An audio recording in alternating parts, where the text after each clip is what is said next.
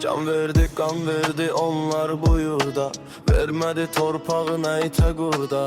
Gazidi şehidin sağ kalmış ruhu. Gözlerinde yanar hakkın gururu. Elinde bayraqla döyüşdü igid, ürəyində alov, gözündə ümid. Qazi unudulmaz, adı əzizdir, keçdiyi hər yolda şərəfli izdir. Keçti o dalovdan, dağdan, dumandan. Geri dönmediler ölüm yamandan. Kalbinde taşıdı bir ulu andı. Ya vətən ya ölüm deyip inandı. Qazilərdir bizim qurusanımız, onlarla ucalır vətən şanımız. Adınız fəxr ilə anılır hər an. Könüldən bu nəğmə sizə ərmağan.